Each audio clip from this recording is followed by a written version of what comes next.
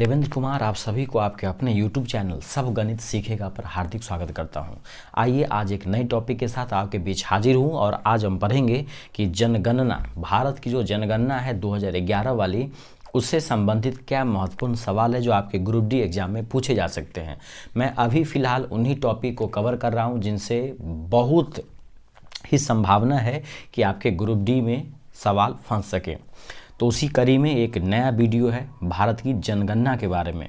इसको आप ध्यान से सुनिएगा और अगर वीडियो अच्छा लगे तो लाइक शेयर सब्सक्राइब जो भी करना चाहे कर सकते हैं। तो आप समझ गए होंगे आज हम क्या पढ़ना चाह रहे हैं। आज हम पढ़ेंगे भारत की जनगणना। आपने एग्ज़ाम दिया होगा या फिर आप मॉक टेस्ट प्रैक्टिस देते होंगे तो आपको पता चलता होगा कि जनगणना एक बेहद महत्वपूर्ण टॉपिक है जिसे सवाल अक्सर आते रहते हैं। चलिए स्टार्ट करते हैं बिना समय गवाए। भारतीय संविधान की धारा 246 के अनुसार देश की जनगणना कराने का जो दायित्व दिया गया है वो संघ सरकार को सौंपा गया है। भारतीय संविधान की धारा 246 के अनुसार देश की जनगणना कराने का जो दायित्व है वो संघ सरकार को सौंपा गया है। ये जो जनगणना वाला मामला है वो संविधान की 7वीं अनुसूची की क्रम संख्या 69 पर अंकित है। जनगणना की जो बात है वो संविधान की जो 7वीं अनुसूची है उसकी क्रम संख्या 69 पर अंकित किया गया है। जनगणना संगठन केंद्रीय गृह मंत्रालय के अधीन काम करता है। जनगणना संगठन जो होता है वो केंद्रीय गृह मंत्रालय के अधीन कार्यरत है, जिसका उच्चतम अधिकारी जो है भारत का महापंजीयक एवं जनगणना आयुक्त होता है। यह देश भर में जनगणना संबंधी कामों को निर्देशित करता है तथा जनगणना के आंकड़ों को जारी भी करता है। वर्तमान में बात करें तो भारत का महापंजीयक एवं जनगणना जो आयुक्त है वो डॉक्टर सी चंद्रमौली है। इससे पहले इस पद पर देवेंद्र कुमार सिकरी थे जो 2004 से लेकर 2009 तक थे। तो वर्तमान में कौन है जनगणना आयुक्त? डॉक्टर सी चंद्रमौली है। 2011 की जनगणना यानी अभी जो है 15वीं जनगणना है, जबकि स्वतंत्र भारत की बात करें तो वो 7वीं जनगणना होगी। तो 2011 की जनगणना की शुरुआत जो है वो महापंजीयक एवं जनगणना आयुक्त द्वारा 1 अप्रैल 2010 से शुरू हुई थी। सितंबर 2010 ईस्वी को केंद्रीय मंत्रिमंडल ने जाति आधारित जनगणना, जो कि पहली बार 1931 के बाद पहली बार हुई थी, 1931 के बाद पहली बार जाति के आधार पर जनगणना हुई थी, उसको स्वीकृति प्रदान किया गया। जनगणना 2011 का शुभंकर बात करें, कहेगा कि 2011 की जनगणना का शुभंकर क्या था, तो 2011 की जनगणना का शुभंकर क्या था? प्रगणक शिक्षिका। ये सवाल आपसे पूछा जा सकता है तो आप इसे याद रखेंगे कि 2011 की जो जनगणना थी उसका शुभंकर क्या था, तो उसका शुभंकर था प्रगणक शिक्षिका था। इसका आदर्श वाक्य भी आप याद रखेंगे। इसका आदर्श वाक्य क्या था? हमारी जनगणना हमारा भविष्य। तो ये दोनों बात आपके लिए इंपॉर्टेंट है कि जनगणना 2011 जो था उसका शुभंकर क्या था, तो उसका शुभंकर था प्रगणक शिक्षिका और इसका आदर्श वाक्य था हमारी जनगणना हमारा भविष्य। चलिए आगे चलते हैं, देखते हैं आगे और क्या कुछ जानने लायक बात है। भारत में पहली बार जो जनगणना है इसकी शुरुआत 1872 ईस्वी में हुआ था। उस समय लॉर्ड मेयो का शासनकाल चल रहा था, आप सभी को पता होगा। तो भारत में जो पहली बार जनगणना हुई थी वो 1872 में हुई थी, लॉर्ड मेयो के शासनकाल में। वहीं अगर आप नियमित रूप से जनगणना की बात करेंगे तो भारत में नियमित रूप से जनगणना की शुरुआत 1881 में हुआ था, उस समय लॉर्ड रिपन शासनकाल में थे। 1881 ईस्वी में जब जनगणना हुआ था लॉर्ड रिपन के समय में, तो उस समय जनगणना आयुक्त कौन थे? तो W प्लोडन थे। अभी वाले में कौन थे? 11 वाले में, तो अभी वाले में तो आपने सी चंद्रमौली को पढ़ा था, लेकिन 1881 में जो जनगणना हुआ था उस समय जो है जनगणना आयुक्त कौन थे? W प्लोडन थे। तो आपको दो बात याद रखना है कि पहली बार भारत में जनगणना कब शुरू हुआ? 1872 में। उस समय कौन शासन में थे? तो लॉर्ड मेयो थे। नियमित रूप से जो कंटिन्यूअस जो 10-10 साल पे हो रहा है, तो ये नियमित रूप से जनगणना की शुरुआत 1881 में हुआ, उस समय लॉर्ड रिपन थे। और जब 1881 में जनगणना की शुरुआत हुई तो उस समय जनगणना जो आयुक्त थे वो W प्लोडन थे। वहीं स्वतंत्र भारत की पहली जनगणना जब हमारा देश आज़ाद हुआ उसके बाद पहली बार जनगणना 1951 में कराया गया था, और उस समय जनगणना जो आयुक्त थे वो R.A. गोपाला स्वामी थे, जो 1949 से 1953 तक रहे थे। तो ये सवाल वैसे भी आपके लिए इम्पोर्टेंट हो जाता है कि आज़ादी के बाद जब पहली बार जनगणना हुआ था 1951 ईस्वी में, उस समय जो है भारत के जनगणना आयुक्त कौन थे? तो R.A. गोपाला स्वामी थे, जो 1949 से 1953 तक रहे थे। चलिए आगे बढ़ते हैं। आधुनिक विश्व में सबसे पहले व्यवस्थित रूप से जनगणना कराने का जो श्रेय है वो स्वीडन को जाता है। यानी आधुनिक इस दुनिया में सबसे पहले सही ढंग से जनगणना जो कराया वो सबसे पहले किसने कराया? स्वीडन ने कराया, जहां पर 1749 ईस्वी में ही पहली बार जनगणना करा ली गई थी।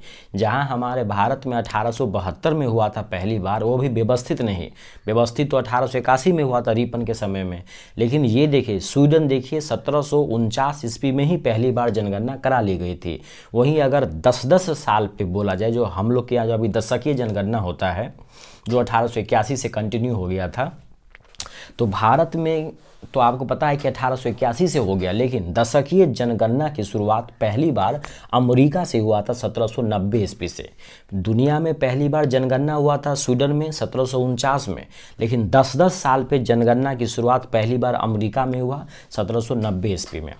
आगे चलते हैं। 1801 में इंग्लैंड में जनगणना शुरू हुई। 1801 ईस्वी में जाके इंग्लैंड में भी जनगणना शुरू हो गई थी।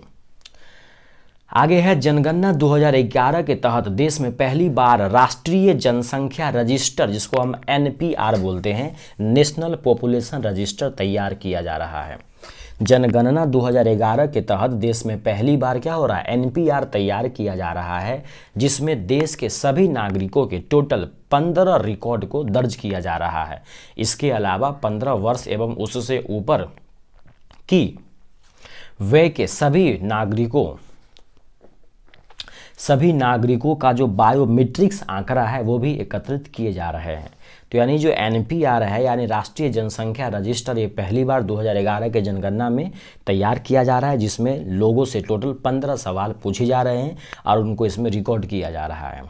राष्ट्रीय जनसंख्या नीति 2000 के अनुसार वर्ष 2045 तक जनसंख्या स्थिरता प्राप्त करने का लक्ष्य है। ये सवाल आपके लिए इम्पोर्टेंट हो सकता है कि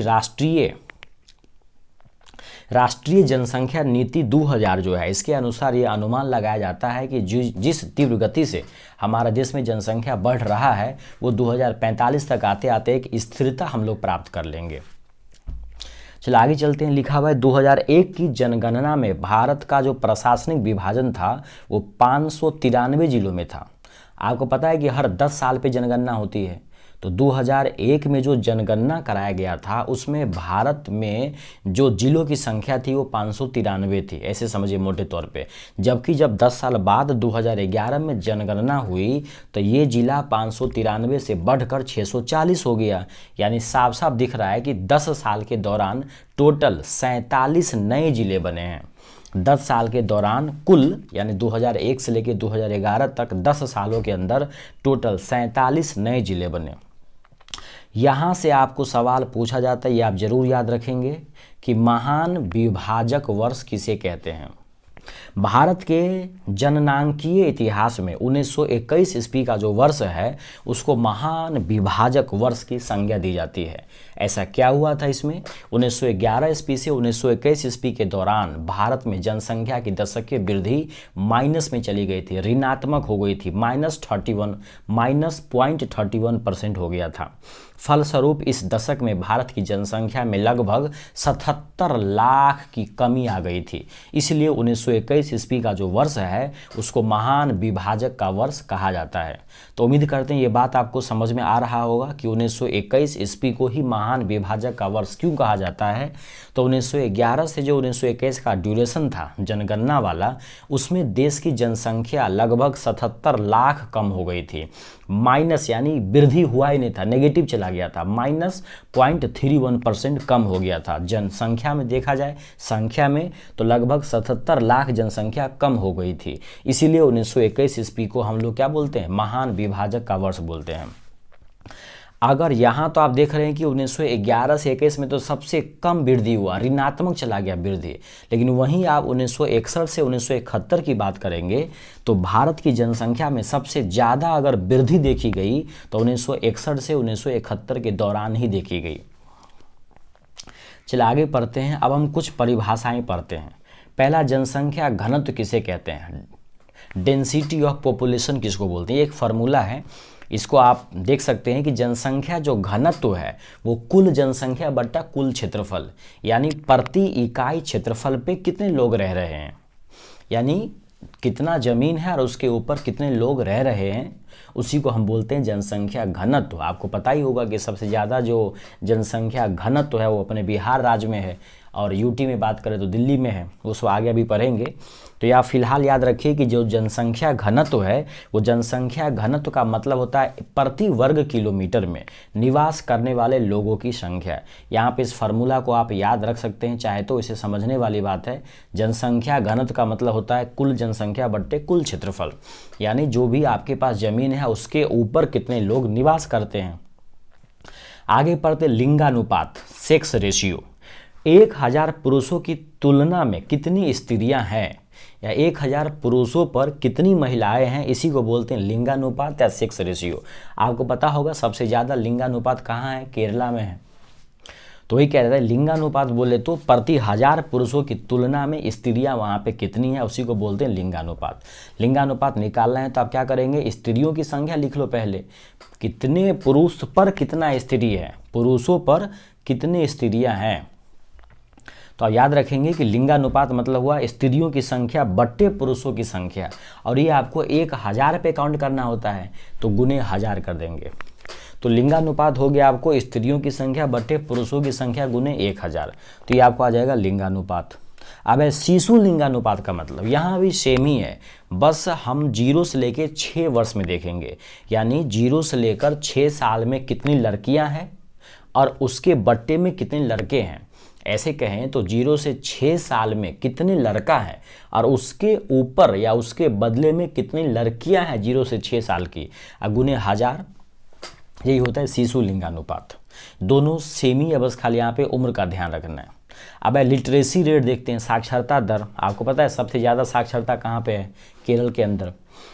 7 वर्ष या उससे अधिक आयु का जो भी व्यक्ति किसी भी भाषा को समझ सकता है और उसे लिख सकता है या पढ़ सकता है, उसी को हम लोग साक्षर बोलते हैं।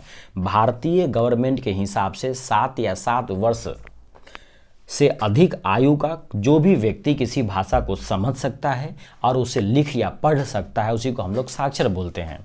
अब यहाँ देख सिंपल है, साक्षरता दर निकालना हो तो कितने लोग पढ़े लिखे हैं उसको ऊपर में लिख दो, और पढ़े लिखे लोगों को गिनना कहाँ से होता है, 7 वर्ष या उससे ज़्यादा की उम्र के लोग। तो पूरा भारत में कितने लोग पढ़े लिखे हैं उसको गिन लीजिए, और 7 या 7 से अधिक वर्ष के कितने लोग पढ़े लिखे हैं उसको नीचे में लिख दो और गुने कर दो 100। तो साक्षरता दर हो जाएगा आपको साक्षरों की संख्या बट्टा में पूरे देश की जनसंख्या, नहीं, ध्यान रखना है साक्षरों की संख्या निकालना हो तो ये नहीं कि पढ़े लिखे के ऊपर में लिख दो और बट्टा में कुल लिख दो, कुल नहीं, कुल को हम काउंट ही नहीं करते ना, 7 या 7 से अधिक लिखना है बट्टे में। अब दशकीय वृद्धि दर किसको बोलते हैं, दशक की, देखिए नाम से लग रहा है कि दशक माने 10-10 साल पे, तो दशकीय वृद्धि दर जो है ये 10 वर्षों के मध्य जनसंख्या में वृद्धि प्रतिशत वृद्धि को व्यक्त करता है। दशकीय वृद्धि दर जो है वो 10 साल में हुई जनसंख्या में वृद्धि को दिखाता है। इसको निकालना है आपको कि दशकीय वृद्धि दर क्या होता है, तो वर्तमान जनसंख्या में पूर्व जनसंख्या को घटा दो, अब बट्टे में लिख दो पूर्व जनसंख्या। अरे सिंपल समझो, आपकी जैसे अभी 4 रुपया है, कल हो के 6 रुपया हो गया, तो कितना बढ़ा, तो वर्तमान जो 6 था उसमें से आप 4 को घटाओगे, अब बट्टे में 4 ही लिखोगे ना, क्योंकि 4 पे ही 2 का वृद्धि हुआ है। तो वही बात है कि वर्तमान जनसंख्या में से इससे पहले वाले, यानी जैसे मान लो 2011 से 21 चेक कर रहे हो आप, तो 21 में कितना जनसंख्या है उसको लिखो, 2011 में कितना था उसको घटाओ और बट्टे में 2011 वाला लिख दो जनसंख्या, गुने 100 कर दो। अब है शिशु मृत्यु दर। शिशु मृत्यु दर प्रति 1000 जीवित जन्मे शिशुओं की संख्या के अनुपात में 1 वर्ष या उससे कम आयु वाले मृत शिशुओं की संख्या को दर्शाती है। यानी शिशु मृत्यु दर किसी वर्ष में प्रति 1000 जीवित जन्म पर उसी वर्ष में मृत शिशुओं की संख्या है। इसको मोटे तौर पे समझिए तो एक वर्ष में 1000 जो जन्म लिए हैं बच्चे, उसमें कितने बच्चे की मृत्यु हुई है, उसी रेशियो को हम लोग शिशु मृत्यु दर कहते हैं। चलिए आगे देखते हैं।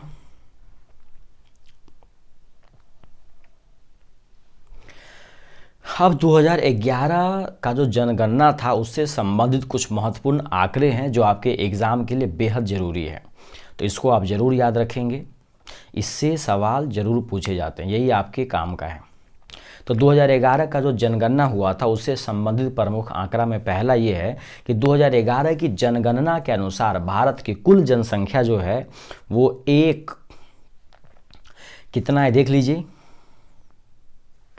1 अरब है, 21 करोड़ और 8,54,977 है। आप मोटे तौर पर याद रखो कि 121 करोड़ है, जिसमें पुरुष जो है वो 51.47% है और महिलाएं जो है वो 48.53% है। ये मोटा मोटा डाटा आपको पुराना याद रखना है, बस इतना याद करो कि 2011 की जनगणना के हिसाब से देश की जनसंख्या 121 करोड़ थी, जिसमें पुरुष था 51% मोटे तौर पे और महिलाएं थी 48%। आगे लिखा है 2011 की जनगणना के अनुसार भारत की कुल जनसंख्या विश्व की कुल जनसंख्या का 17.5% था। ये बात आपको याद रखना है। 2011 की जनगणना के अनुसार भारत की कुल जनसंख्या पूरे विश्व की कुल जनसंख्या का 17.5% है। कितना परसेंट है ये जरूर रखेंगे याद, 17.5% है।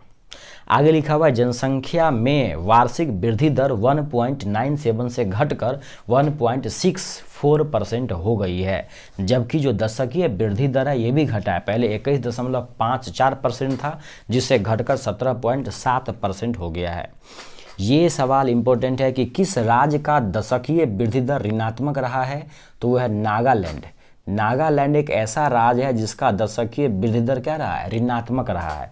एकमात्र ऐसा राज्य था नागालैंड जिसका दशकीय वृद्धि दर माइनस में चला गया था, ऋणात्मक। ये भी आपके लिए इम्पोर्टेंट है कि जनसंख्या घनत्व 325 व्यक्ति प्रति वर्ग किलोमीटर से बढ़ करके बढ़ा है, 382 व्यक्ति प्रति वर्ग किलोमीटर हो गया है। तो अभी फिलहाल में भारत का जो जनसंख्या घनत्व है वो 382 व्यक्ति प्रति वर्ग किलोमीटर है और भारत का जो लिंगानुपात है ये 943 व्यक्ति प्रति वर्ग किलोमीटर है।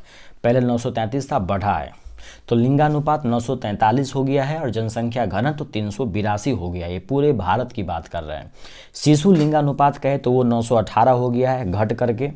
साक्षरता दर आप जरूर याद रखेंगे कि भारत में जो भारत की साक्षरता दर है वो पहले 64 था, जो बढ़ के 73 हो गया। अब अभी भारत का साक्षरता दर क्या है, बढ़ा है।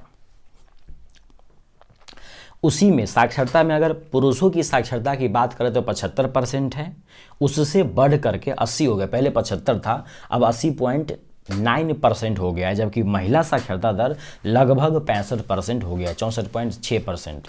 तो क्या देखें कि भारत का साक्षरता दर 73% है, लेकिन उसी 73% में पुरुषों की जो साक्षरता दर है वो है आपको 80.9% और महिलाओं की जो साक्षरता है वो है आपको 64.6%।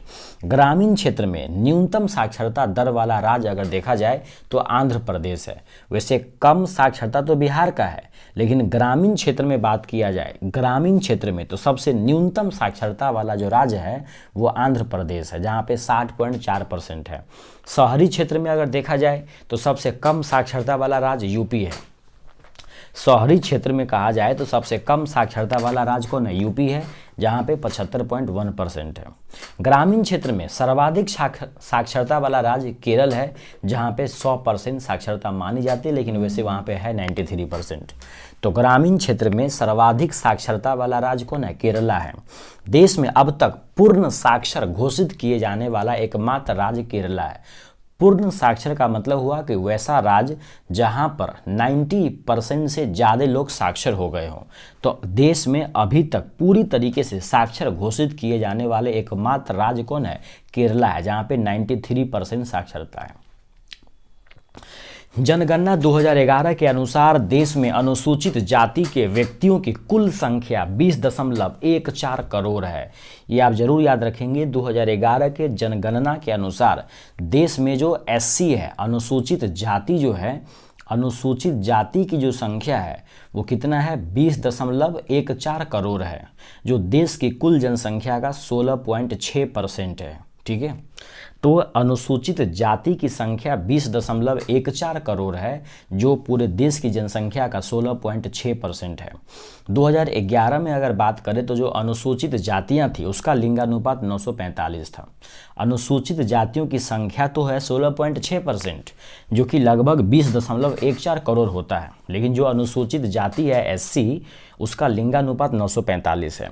2001 से 11 के दौरान देश में अनुसूचित जाति का जो दशकीय वृद्धि है वो काफ़ी अच्छा खासा रहा है, 20.8% रहा है, यानी अनुसूचित जाति की संख्या बढ़ी है। यहाँ देख ही रहे हैं आपकी क्या कर रहा है यहाँ पे कि देश की कुल जनसंख्या का 16.6% है, जबकि पहले कितना था, 2001 में 16.2% था। तो एससी की संख्या बढ़ी है। 2011 की जनगणना के अनुसार देश में अनुसूचित जनजाति यानी एसटी के लोगों की कुल संख्या 10.43 करोड़ है। देखिए एससी की संख्या 20.14 करोड़ था, देख लीजिए पीछे 20.14 करोड़ था, जबकि जो एसटी है अनुसूचित जनजाति की कुल संख्या 10.43। यही सवाल से पूछता है एग्जाम में, आप याद रखेंगे कि 2011 की जो जनगणना है उसके अनुसार जो अनुसूचित जाति है जो एससी है उसकी संख्या तो 20.14 करोड़ है, जो पूरे पॉपुलेशन का 16.6% है, लेकिन जो अनुसूचित जनजाति है ना एसटी, उसकी संख्या जो है वो 10.43 करोड़ है, जो देश की कुल जनसंख्या का 8.6% है। देखिए ये अब घट गया है, एसटी की संख्या घटी है। 2001 में ये 8.2% था। 2011 में जो अनुसूचित जनजाति है उसका लिंगानुपात 990 है। 2011 के दौरान अनुसूचित जनजाति का लिंगानुपात 990 है। 2001 से 2011 के दौरान देश में अनुसूचित जनजातियों की जनसंख्या वृद्धि दर 23.7% रही है। 2011 का जो जनगणना है उसके अनुसार देश की कुल जनसंख्या में जो नगरीय जनसंख्या है वो 31.2% है, जबकि ग्रामीण जनसंख्या 68.8% है। यह आप अभी भी देख रहे हैं कि अभी भी भारत के ज़्यादातर लोग गांव में निवास करते हैं। 2011 के जनगणना के आंकड़े बता रहे हैं कि नगरीय जनसंख्या मात्र 31.2% है। नगरीय जनसंख्या कितना है, मात्र 31.2, जबकि ग्रामीण जनसंख्या 68.8% है। उल्लेखनीय है कि 2011 में नगरीय जनसंख्या कितना था, 27% था। नगरीय बढ़ा है और ग्रामीण भी देखिए क्या हो गया है, सॉरी नगरीय तो बढ़ा है और ग्रामीण क्या हो गया है, ग्रामीण घट गया है। एक बढ़ेगा तो एक तो घटेगा ही। चलिए आगे चलते हैं। राज्यों में सिक्किम की जनसंख्या सबसे कम है, ये आप याद रख सकते हैं अपने नॉलेज के लिए। राज्यों में सिक्किम की जनसंख्या सबसे कम है और यूपी की जनसंख्या सबसे ज़्यादा, ये तो आपको पता ही होगा। जनसंख्या के मामले में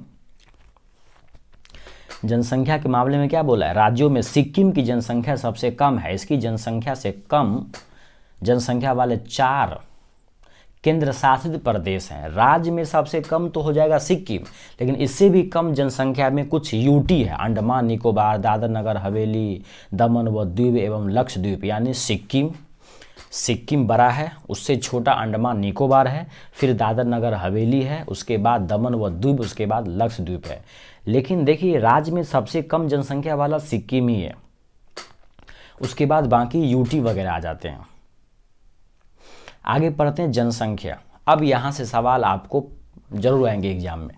भारत की सर्वाधिक जनसंख्या वाले 5 राज्य आप याद रखेंगे, उत्तर प्रदेश, महाराष्ट्र, बिहार। कई बार क्या होता है कि दूसरा तीसरा पूछ देता है, तो आप याद रखेंगे कि उत्तर प्रदेश में सबसे ज़्यादा जनसंख्या है, फिर महाराष्ट्र में है, फिर बिहार में है, फिर पश्चिम बंगाल में है। इसका एक ट्रिक भी है, उमा बिहारी के प्यार में अंधी। क्या है, उमा बिहारी के प्यार में अंधी। तो ऊ से हो गया आपको उत्तर प्रदेश, माँ से हो गया महाराष्ट्र, बी से हो गया बिहार, आप क्या है उमा बिहारी के प्यार में, प से हो जाएगा पश्चिम बंगाल और अंधी में हो जाएगा आंध्र प्रदेश। तो आप याद रखेंगे ये 5 उसी में आ जाएगा, उमा बिहारी के प्यार में अंधी। 2-3 तो सीक्वेंस में आप याद ही रखेंगे कि सबसे ज़्यादा उत्तर प्रदेश है, फिर महाराष्ट्र है, फिर बिहार है, और फिर पश्चिम बंगाल और फिर आंध्र प्रदेश। ये सर्वाधिक जनसंख्या वाले राज्य हैं। अब यहाँ पे परसेंट से कोई ज़्यादा मतलब नहीं है, बस आप याद रखिए कि सर्वाधिक जनसंख्या किन किन राज्यों में है। तो क्या बताया मैंने आपको, उमा बिहारी के प्यार में अंधी, ऊ से हो गया आपको उत्तर प्रदेश, माँ से हो गया महाराष्ट्र, बी से हो गया बिहार, प्यार में हो गया पश्चिम बंगाल, और अंधी से हो गया आंध्र प्रदेश।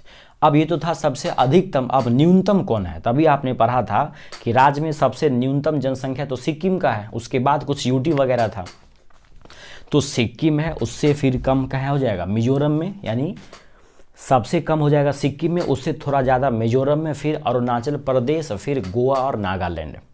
यानी सर्वाधिक जनसंख्या वाला राज्य यूपी है और सबसे कम जनसंख्या वाला राज्य कौन है? सिक्किम है। इसके आप पांचों सीक्वेंस जरूर याद रखें, सिक्किम, उसके बाद मिजोरम, उसके बाद अरुणाचल प्रदेश, तब है गोवा और नागालैंड। इसको ऐसे याद करते हैं आप, ऐसे याद कर सकते हैं कि सिक्का लेके मजा करने के लिए अरुण के साथ आप गोवा गए। सिक्का लेकर मजा करने के लिए, सिक्का लेकर मजा करने के लिए अरुण के साथ आप कहाँ चले गए? गोवा में, गोवा वाले बीच पे चले गए।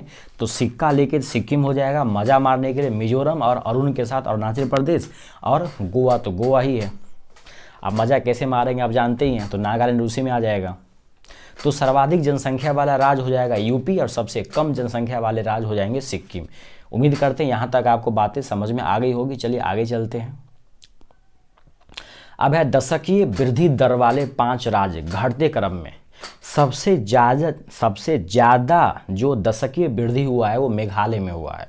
सर्वाधिक दशकीय वृद्धि वाले राज्य में कौन आते हैं? मेघालय। इतना पानी बरसता रहता है कि लोग कहीं जाते नहीं हैं, हमेशा घर में पड़े रहते हैं, तो दशकीय वृद्धि तो होगा ही। तो सर्वाधिक दशकीय वृद्धि हुआ मेघालय में, उसके बाद हुआ अरुणाचल प्रदेश में, उसके बाद हुआ बिहार में, और उसके बाद जम्मू कश्मीर और मिजोरम में। तो आप याद रखेंगे कि सर्वाधिक दशकीय वृद्धि दर हुआ मेघालय में, क्योंकि पूरे दिन रात बारिश हो रहा है, लोग कहीं जा नहीं रहे हैं, घर में ही पड़े हुए हैं। उसके बाद न्यूनतम, ये भी आपको याद रखना है कि न्यूनतम दशकीय वृद्धि दर, आपने पढ़ा था कि एकमात्र ऐसा राज्य था ना नागालैंड, जहाँ पे क्या हो गया था? ऋणात्मक वृद्धि हुआ था। तो सबसे कम दशकीय वृद्धि हुआ था कहाँ? नागालैंड में, उसके बाद केरला में, फिर गोवा में, फिर आंध्र प्रदेश और सिक्किम के अंदर। तो इसको आप 3-4 बार देखेंगे तो आपको जरूर याद हो जाएगा। तो सर्वाधिक दशकीय वृद्धि हुआ था आपको मेघालय के अंदर, उसके बाद अरुणाचल प्रदेश, तब बिहार। जबकि न्यूनतम दशकीय वृद्धि में कौन था? न्यूनतम एकमात्र ऋणात्मक नागालैंड, फिर केरला और गोवा। जनसंख्या घनत्व तो आपको याद रखना है, सबसे ज़्यादा जनसंख्या घनत्व बिहार का है, यह हर किसी को याद है। तो आप इससे आगे आपको याद करना होगा। तो सबसे ज़्यादा जनसंख्या घनत्व बिहार में है 1106, उसके बाद बगले में है पश्चिम बंगाल और फिर केरला। तो कम से कम 2-3 तो आप याद ही रख ले कि सर्वाधिक जनसंख्या घनत्व बिहार का है, उसके बाद बगले में है बंगाल, बिहार के बगले में बंगाल है तो वहाँ जनसंख्या घनत्व, उसके बाद हो जाएगा आपको केरला, फिर यूपी हरियाणा हो जाएगा। अब सबसे कम जनसंख्या घनत्व, ये तो सभी को पता होगा कि अरुणाचल प्रदेश है, मात्र 17 व्यक्ति है। अरुण के साथ मजा मारने गए थे ना आप, तो दूसरा हो जाएगा मिजोरम में, सिक्का लेके गए थे। तो सबसे कम जनसंख्या घनत्व हो जाएगा आपको क्या कहते हैं वो, अरुणाचल प्रदेश, फिर मजा मारने के लिए मिजोरम, फिर सिक्का लिए थे सिक्किम। तो सबसे कम जनसंख्या घनत्व अरुणाचल प्रदेश में है, उससे थोड़ा ज़्यादा मिजोरम में है, उससे थोड़ा ज़्यादा सिक्किम के अंदर है। अब लिंगानुपात भी आपको मैंने बताया था कि सबसे ज़्यादा लिंगानुपात जो है वो केरला में है, यानी 1000 पुरुषों पर 1084 जो है महिलाएं हैं। तो सर्वाधिक लिंगानुपात कहाँ पे है? केरला के अंदर है, ये सभी को पता होगा। आप दूसरा तीसरा याद रखोगे, तमिलनाडु है और आंध्र प्रदेश है। तो सर्वाधिक लिंगानुपात में केरला है, उसके बगल में तमिलनाडु है, उसके बगल में आंध्र प्रदेश है। अगर आपको थोड़ा मैप पता होगा तो आप इसको मैप से सेट कर लो। देखिए आपने मैप पढ़ा होगा, आपको पता भी होगा।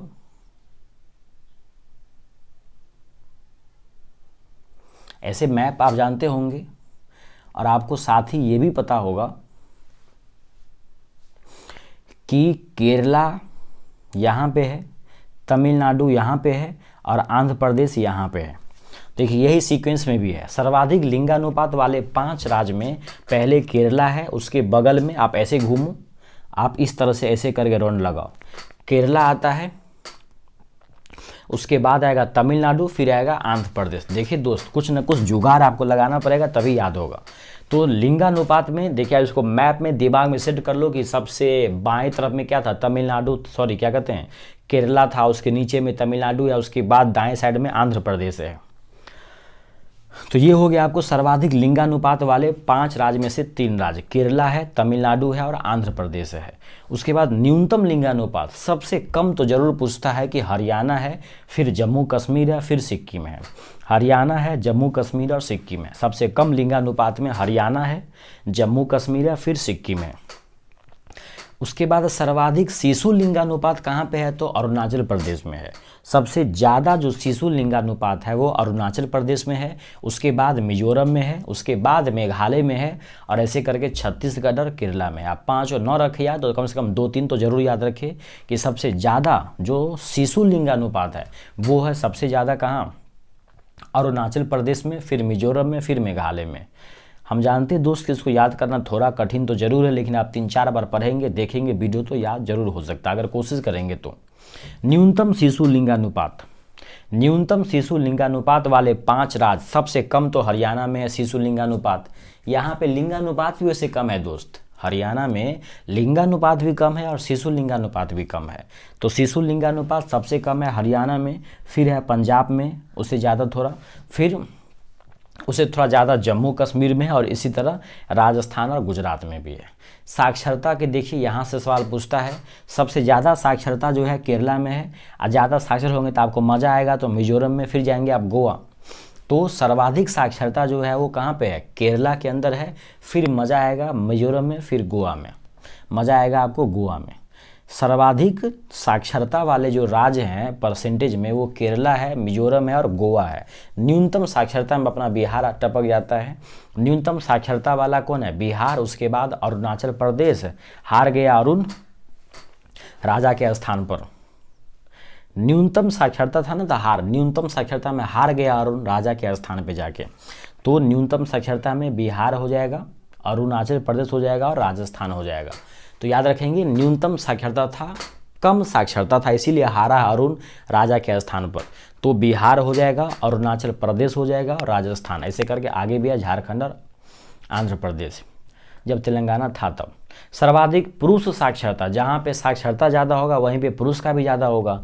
तो सर्वाधिक पुरुष साक्षरता जो है वो केरला का है, 96% है लगभग। उसके बाद मिजोरम का है 93% लगभग, फिर गोवा का है 92%। और न्यूनतम पुरुष साक्षरता की बात करें तो जहाँ साक्षरता कम है बिहार में, वहीं पुरुष की साक्षरता भी सबसे कम है। तो सर्वाधिक पुरुष साक्षरता केरला में है और सबसे कम पुरुष साक्षरता बिहार में है, ऐसे करके उसके बाद अरुणाचल प्रदेश भी है। सर्वाधिक महिला साक्षरता भी कहाँ होगा, जहाँ पे साक्षरता बेसी है, केरला के अंदर। तो सर्वाधिक महिला साक्षरता केरला में है, उसके बाद मिजोरम में है, फिर गोवा में है।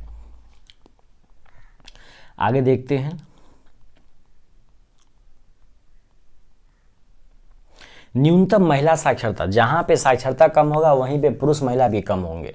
तो न्यूनतम साक्षरता बिहार में है, तो न्यूनतम महिला साक्षरता भी कहाँ होगा, बिहार में होगा, मात्र 51% है। उसके बाद राजस्थान में, तब झारखंड में। सर्वाधिक ग्रामीण जनसंख्या जो परसेंट है वो राज्य कहाँ पे है, सर्वाधिक ग्रामीण जनसंख्या प्रतिशत वाले राज्य में सबसे पहला आता है हिमाचल प्रदेश, यहाँ के 90% लोग जो है ग्रामीण में रहते हैं। फिर बिहार आता है 88.7% आता है, फिर असम है 85.9%। यानी ये जो हिमाचल प्रदेश, बिहार, असम, ओडिशा, मेघालय वगैरह है, यहाँ के अधिकांश लोग गांव में ही रहते हैं। जैसे हिमाचल प्रदेश में तो 90% लोग गांव में ही रहते हैं, बिहार में लगभग 88.7% रहते हैं और असम में 85.9%। सर्वाधिक शहरों में कहाँ रहते हैं, तो सर्वाधिक नगरीय जनसंख्या परसेंट में गोवा है। गोवा वाले बीच नगरीय है, ज़्यादातर लोग वहाँ नगरों में रहते हैं। फिर मिजोरम 52% नगरों में रहते हैं, तमिलनाडु में 48%, केरला में 47% और महाराष्ट्र में 45.2%। तो ऐसे आप मोटे तौर पर इसको याद रख सकते हैं कि सबसे कम यानी सर्वाधिक ग्रामीण वाले लोग रहते हैं कहाँ पे, हिमाचल प्रदेश में, और सर्वाधिक नगरीय वाले लोग रहते हैं गोवा में।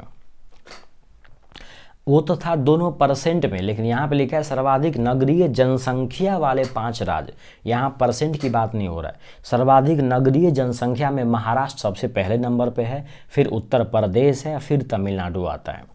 तो सर्वाधिक नगरीय प्रतिशत की बात करेगा तब तो आपको हो जाएगा कौन, गोवा। देख लीजिए यहाँ पे सर्वाधिक नगरीय प्रतिशत वाला बात करेगा तो गोवा, लेकिन सर्वाधिक नगरीय जनसंख्या की बात करेगा तो महाराष्ट्र, यूपी, तमिलनाडु।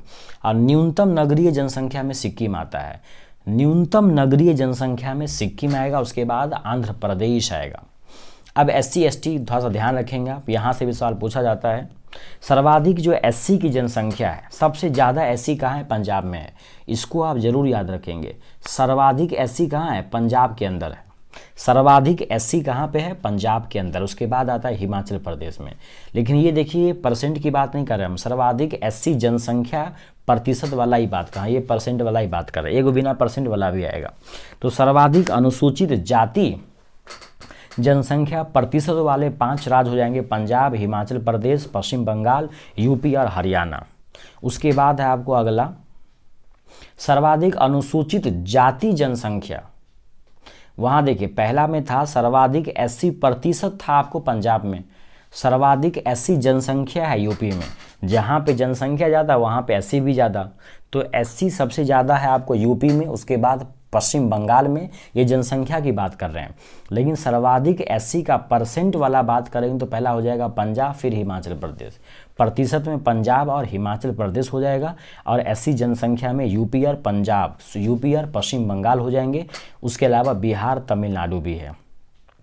ये लाइन आप जरूर याद रखेंगे। इसी से काफ़ी सारा सवाल आ रहा था कि नागालैंड और अरुणाचल प्रदेश में, नागालैंड और अरुणाचल प्रदेश में कोई भी SC जनसंख्या निवास नहीं करती है। नागालैंड में अनुसूचित जाति एक भी नहीं है, और अरुणाचल प्रदेश में भी अनुसूचित जाति एक भी नहीं है। ये दोनों बात आप जरूर याद रखेंगे।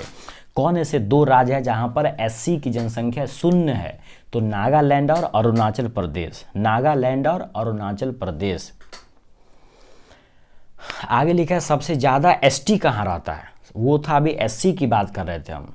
तो SC जनसंख्या सबसे ज़्यादा कहाँ था, यूपी में था। देख लीजिए SC जनसंख्या सबसे बेसी यूपी में था, लेकिन SC का प्रतिशत सबसे बेसी कहाँ पे है, पंजाब में है। अब यहाँ पे ST की बात करते हैं।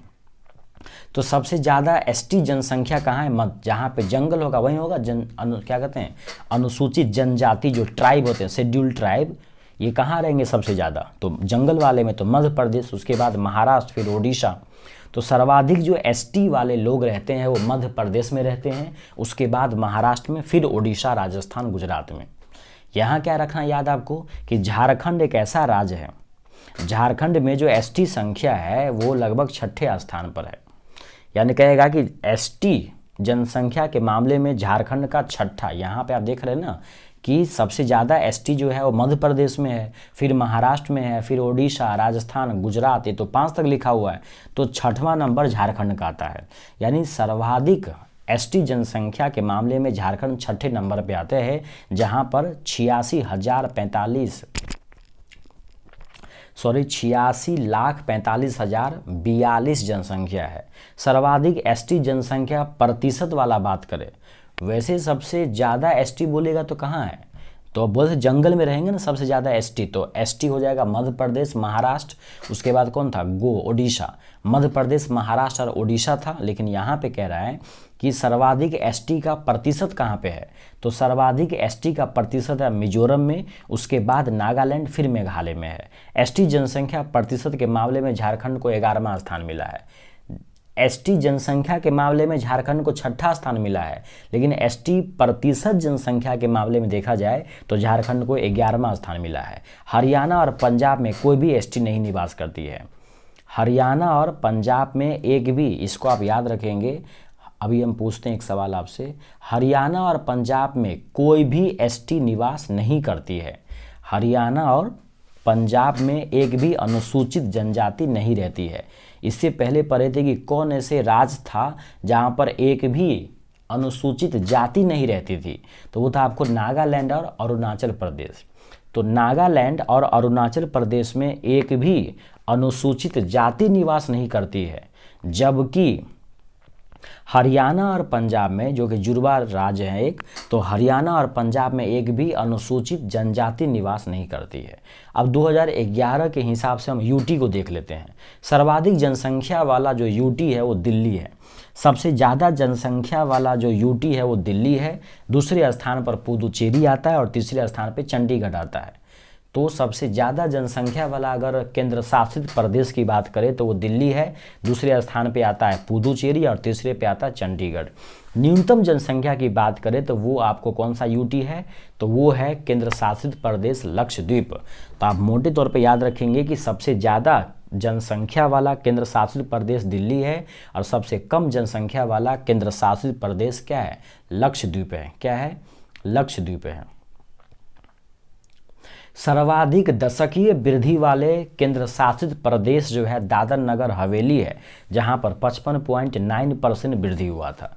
दशकीय 10 सालों में जो वृद्धि होता है, तो दशकीय वृद्धि में सबसे आगे रहने वाला केंद्र शासित प्रदेश दादर नगर हवेली है, जहां पे 55.9% हुआ था।